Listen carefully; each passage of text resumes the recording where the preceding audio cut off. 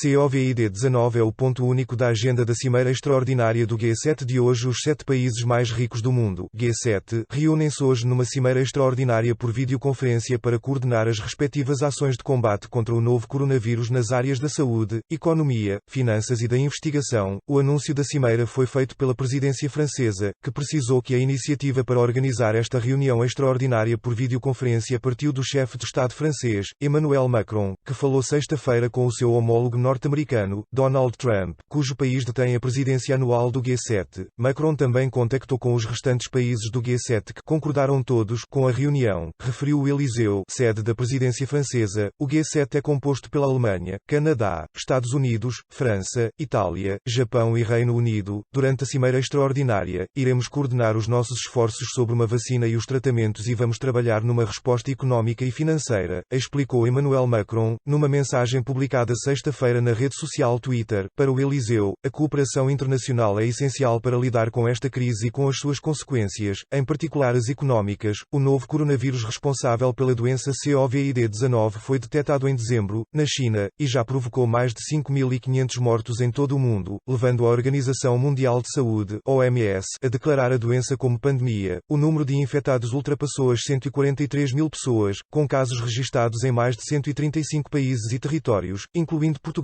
que tem 169 casos confirmados. COVID-19, mundo emite menos 1 milhão de toneladas de CO2 por dia. Contas feitas, as estimativas indicam que as emissões mundiais de CO2 podem reduzir-se este ano em cerca de 7%, valor próximo do que o planeta devia atingir com os esforços dos países para cumprir o Acordo de Paris sobre alterações climáticas. Em simultâneo, a Organização para a Cooperação e Desenvolvimento Económico, OCDE, prevê que a economia tenha o crescimento mais fraco desde a crise de 2009. O mundo está a emitir menos 1 milhão de toneladas de dióxido de carbono por dia com a quebra no consumo de petróleo devido à pandemia de COVID-19, indicam dados compilados pela Lusa com base em relatórios internacionais. A Agência Internacional de Energia, AEE, divulgou esta semana um relatório segundo o qual a procura global de petróleo deve contrair-se este ano pela primeira vez desde 2009, devido à COVID-19, sendo que estão em causa menos 90 mil barris de petróleo por dia em relação ao ano passado, não ultrapassando os 99,9 milhões de barris por dia. O novo coronavírus, que provoca a doença COVID-19, levou a AEE a traçar ainda um cenário pessimista para o ano, de menos 730 mil barris por dia, e um otimista de mais 480 mil barris por dia, transpondo a quebra no consumo de petróleo para as emissões de dióxido de carbono parêntese que abre CO2 parêntese que fecha no primeiro trimestre. Houve uma redução de emissões calculada em 9,6 milhões de toneladas, o equivalente a menos 1,4 vezes as emissões de Portugal em 2017, se à redução na procura de petróleo se juntar o abrandamento do consumo de carvão. Com base em números divulgados pelo portal especializado Carbon Brief, as estimativas indicam que as emissões mundiais de CO2 podem reduzir-se este ano em cerca de 7%, um valor próximo do que o planeta devia atingir em 2020 com os esforços dos países para cumprir o Acordo de Paris sobre alterações climáticas.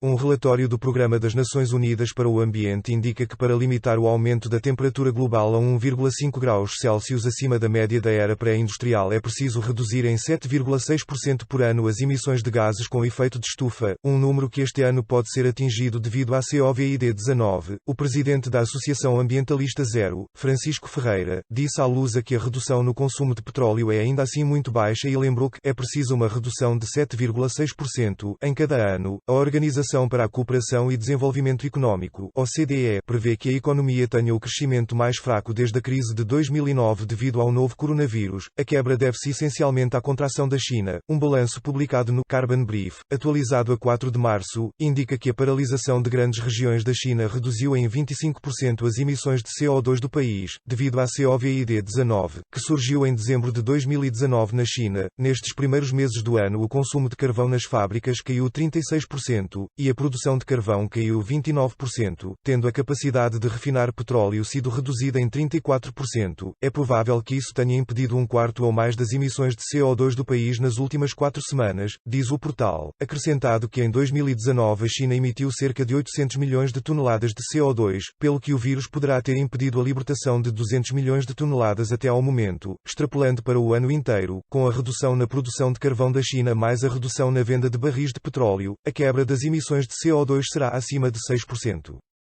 Francisco Ferreira salienta que para que sejam atingidos os números de redução de emissões para este ano era preciso que o cenário se mantivesse, somando a redução mundial do consumo de petróleo e o cenário na quebra de produção na China e quebras à escala mundial, ficamos efetivamente próximos da meta da ONU para a temperatura não ultrapassar 1,5 graus, notou o responsável, acrescentado que estas são mudanças conjunturais e não estruturais e com impactos que em áreas como o emprego não são também as desejáveis. Dados publicados pela NASA há menos de 2 semanas revelam que a mudança de padrões de comportamento e da atividade industrial na China reduziram os níveis de dióxido de azoto e que com a queda nas atividades industriais que utilizam carvão e petróleo também houve uma queda nas emissões de CO2. A Associação Ambientalista Quercus alerta que essa quebra de emissões não é a longo prazo, e diz, em comunicado, que ou se aproveita a crise para mudar comportamentos, ou mais tarde a recuperação económica poderá, provavelmente, ser ainda mais prejudicial. Para já, acrescenta, em termos ambientais tem um malefício, o consumo exponencial de materiais em plástico descartável, como luvas e máscaras. A aviação, responsável por cerca de 2% das emissões globais de CO2, é um dos lados mais visíveis das consequências do coronavírus, com milhares de ligações anuladas e milhares de aviões em terra. Só em Portugal, a TAP anunciou o cancelamento de 2.500 voos e em Frankfurt, a transportadora alemã Lufthansa anunciou a suspensão de 23.000 voos até 24 de abril. O presidente dos Estados Unidos anunciou a suspensão das ligações aéreas com a Europa. O impacto da Covid-19 está estimado entre 63 e 100 mil milhões de dólares, segundo a Associação Internacional de Transportes Aéreos. Na crise financeira de 2008 nonos também houve uma grande queda, mas depois da crise vieram as medidas dos governos para estimular as economias e voltaram em força as emissões de CO2. A evolução positiva da China pode indicar que a crise da Covid-19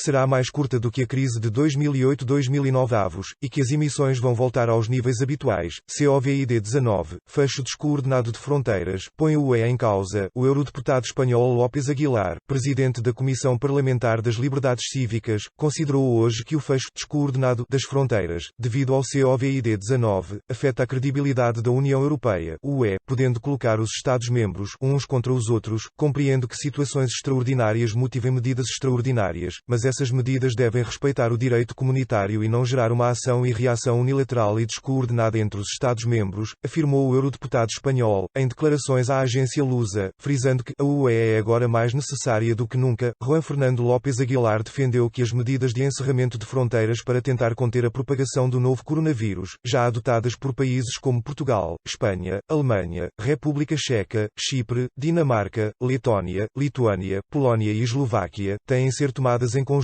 Medidas descoordenadas põem em causa a credibilidade da UE, que já está tão afetada, e podem fragmentá-la, avisou o antigo ministro da Justiça espanhol, do Partido Socialista. Juan Fernando López Aguilar recordou que, apesar de estabelecer a livre circulação de pessoas e bens, o acordo do espaço Schengen também prevê situações excepcionais, porém, não se podem restabelecer fronteiras sem notificações prévias aos restantes Estados-membros, sem invocar argumentos que o fundamentem e sem apontar um período de tempo, alertou. Nas declarações à Lusa, o presidente da Comissão das Liberdades Cívicas, da Justiça e dos Assuntos Internos do Parlamento Europeu vincou também que as regras não podem ser discriminatórias nem pôr os Estados-membros uns contra os outros.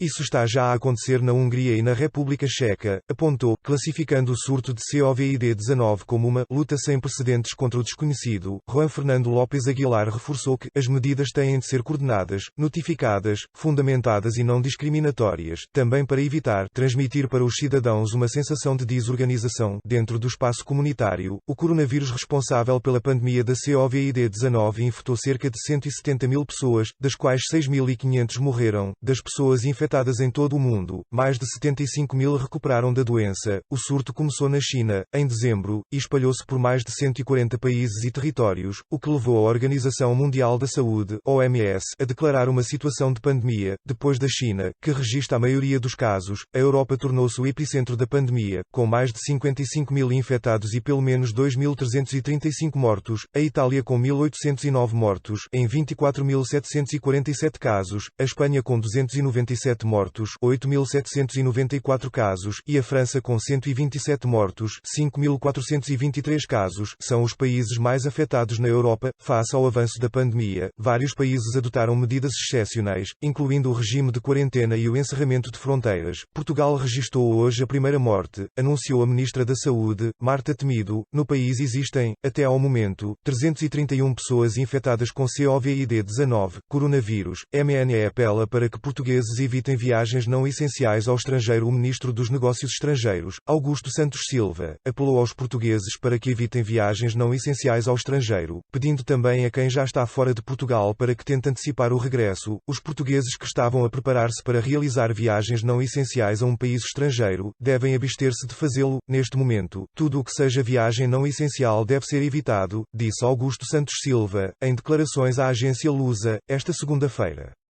É o que estou a fazer como Ministro dos Negócios Estrangeiros e isso aplica-se a todos. Se temos planeado uma viagem de turismo a um país, adiemo-la até passar o pico desta crise, acrescentou. O chefe da diplomacia portuguesa justificou o alerta com o facto de estarem a suceder-se as decisões de países terceiros que resultam em dificuldade para regressar, cancelamento de voos, ligações cortadas, imposições de controlos fronteiriços ou mesmo fecho de fronteiras são, segundo o Ministro dos Negócios Estrangeiros, MNE, situações com que os portugueses se podem deparar e que podem dificultar ou mesmo impedir o regresso a Portugal. Por outro lado, Augusto Santos Silva apelou aos portugueses que já se encontram no estrangeiro para anteciparem, sempre que possível, os planos de regresso. O governante pediu ainda aos portugueses residentes no estrangeiro para que cumpram rigorosamente as recomendações e determinações das autoridades dos países onde vivem. É muito importante que os portugueses residentes no estrangeiro cumpram as recomendações e as ordens das autoridades de saúde desses países, disse. O ministro disse ainda que foi dada uma orientação geral à rede de embaixadas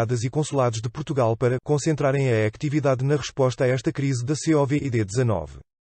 Essa é a prioridade essencial. Vários consulados estão a suspender as marcações para assuntos como documentos de identificação ou registro civil, disse, apontando que todos os recursos estão concentrados na resposta à crise da Covid-19. Lembrou, neste contexto, que o governo já garantiu, através de decreto-lei, que a validade dos documentos indispensáveis, que esteja a terminar por estes dias, será alargada. Santos Silva disse ainda que os consulados respeitam as indicações dos países onde estão instalados, tendo alguns já proibido formalmente a abertura de serviços públicos. Por isso, acrescentou, há consulados que estão fechados, existindo outros que estão a funcionar em regime de trabalho à distância, estejam encerrados a atendimento público presencial ou estejam com a sua capacidade diminuída porque alguns funcionários estão em regime de confinamento. Os consulados estão a trabalhar na resposta às necessidades mais prementes das nossas comunidades no estrangeiro, assegurou. Nesse sentido, apelou para que as pessoas evitem ir presencialmente aos consulados e que utilizem, sempre que possível, o telefone ou o correio eletrónico.